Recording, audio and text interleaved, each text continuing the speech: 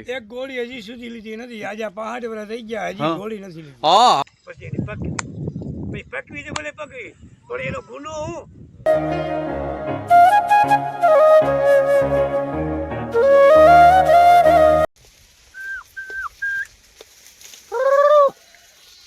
વિદેશની અંદર કાયદેસરના રૂપિયા દઈને જોવા જાય છે આ વસ્તુ. દાદા 8 વર્ષ થયા છે, હજી તમે કહેતા હતા વંડી ટપીને ઉપરથી ઠેક મારી. વાહ ભાઈ વાહ. કેન્સલ થાય આનાથી કોઈ વસ્તુ થતી નથી. એની માલિકો રહેવાનું, તેની સુંદર મજાથી, એના કોઈ કારણથી કોઈ પણ રોગ ઉભો થતો નથી. વાહ ભાઈ.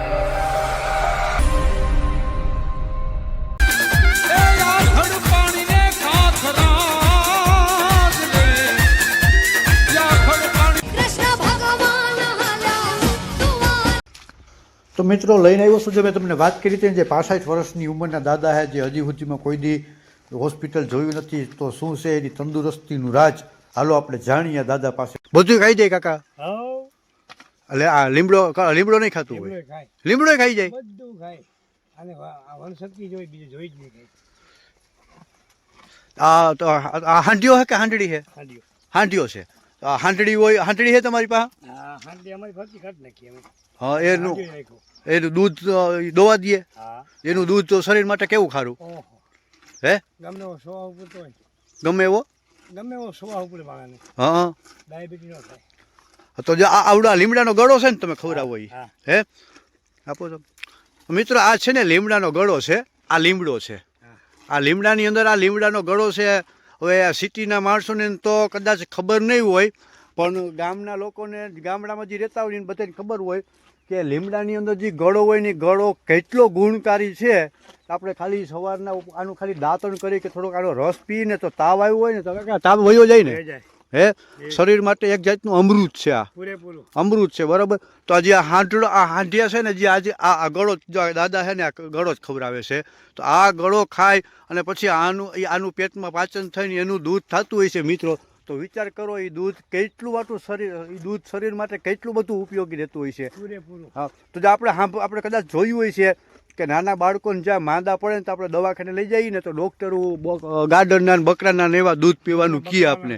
કારણ કે આ જે જીવ છે ને, એ કોઈ પણ જાતનું કેમિકલ વાળી વસ્તુ કે ખાવાતું નથી. આ બધી વનસ્પતિ જ ખાય છે, પ્યોર ઓર્ગોનિક વનસ્પતિ ખાય, જેમાં કોઈ પણ જાતનું કેમિકલ કે આ તે કંઈ આવતું નથી.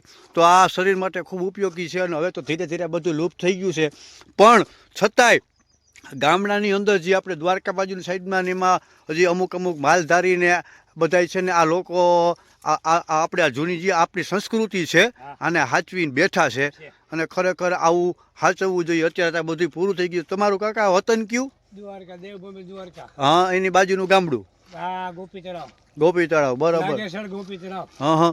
તો આ તમારી પાસે હાંડડી જ નથી ને? હાંડડી નથી, હાંડિયો છે. હા. આમાં ટૂંકમાં તમારે માલ અવર સવર અહીંથી વાન જવા માટે આનો ઉપયોગ થાય, બરાબર. હાંડિયા ગાડી કહેવાય. તમારી પાસે હાંડિયા ગાડી છે કા? એ આમાં જોડીને આપણે એનો પણ છે ને, કદાચ જોડશે ને તો એનો પણ હું તમને વિડીયો ઉતારીને બતાવી દઈશ. બાકી હવે આગળ ટ્રેક્ટર આવ્યું છે આપણે.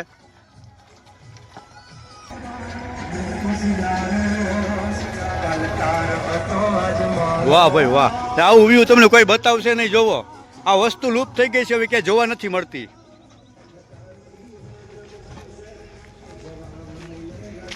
તમારી પાસે ટૂંકમાં તમારું રહેણ ઠેણ આ રીતે અવાવરું આપણે ટૂંકમાં વાડીઓ ને હોય, એમાં કપાસ ને કોઈ ફેરવા દે તો એમાં દંગા નાખી વનશક્તિની માલિકો રહેવાનું, અને વનશક્તિના વન ફરકાવાના, વનશક્તિની માલિકો રહેવાનું, તેની સુંદર મજાથી, એના કોઈ કારણથી કોઈ પણ રોગ ઉભો થતો નથી. તમે જ્યાં ખોટા દવા દારૂ કરી એનાથી ડાયાબિટીસ થાય, કેન્સર થાય, આનાથી કોઈ વસ્તુ થતી નથી. દાદા તમારી ઉંમર કેટલી?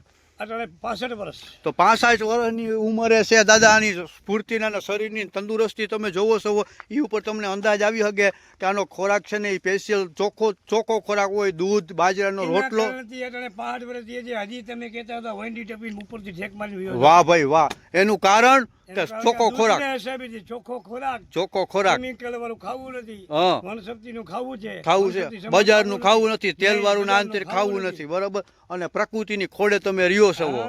હવા ચોખ્ખી મળે છે, મળે. કેમિકલ વાળી હવા કે પ્રદૂષણ વાળી હવામાં તમારે રહેવું રહેવું નથી. નથી. તમારા પરિવારની અંદર કેટલા સભ્યો દાદા? અમે 10 જણા છીએ. 10 જણા છે, નાના મોટા બધા હા, થઈને, બધા 10. બરોબર. તો મારા ખ્યાલ મુજબ મને ખબર છે ત્યાં સુધી તમારા ટૂંકમાં તમારા પરિવારની અંદર બીમારી આવતી જ નહીં હોય. એક ગોળી હજી સુધી લીધી નથી. આજે 65 વર્ષ થઈ ગયા, હજી હા. ગોળી નથી લીધી. હા હા, પાંચ તમે કોઈ દી કોઈ નહીં, વસ્તુ નહીં, નહીં. કોઈ વસ્તુ નહીં. હા તો મિત્રો જોવો તમે, 65 વર્ષની ઉંમર છે દાદાની, એક પણ ગોળી હજી સુધીમાં ટીકડી કે દવાખાને ગયા નથી. નથી. તો તમે સમજી શકો છો કે આપણે પ્રકૃતિની ઓર ધીરે ધીરે આપણે પણ આજ નહીં તો કાલે જવું જ પડશે, એમાં હાલે જ નહીં. અત્યારે આ કેમિકલ વાળો યુગ આવી ગયો છે, બજારની ખાણીપીણી પકોડા ને દાબેલી નાચે. દાદા તમે એવું કોઈ દી ખાવાનું, નહીં. કોઈ દી ખાવાનું, કોઈ દી રસ જ નંબરે ખાવાનું ને ખાટો ખોરું ખાવાનું ને અહુરું કે જવાનું નહીં, કામથી કામ. કામથી મતલબ. અને આપણા જે વાડી વિસ્તારમાં ને કપાન હોય ને ઈ જ કરવાનું. બસ.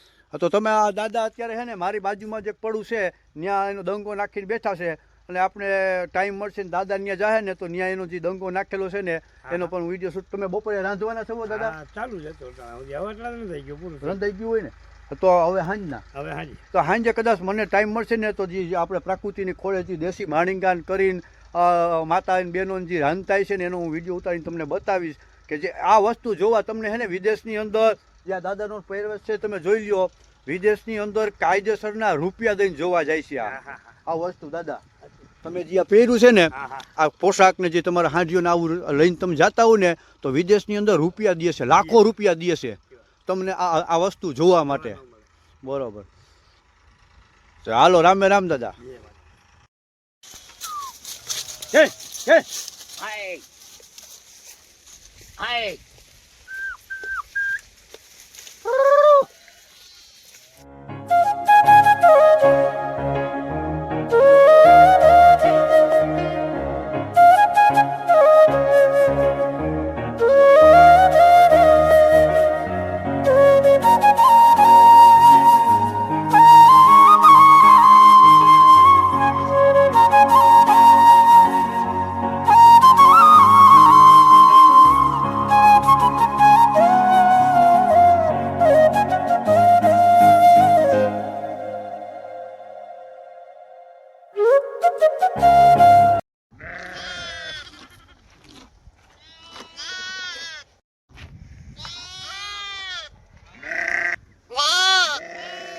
નાનું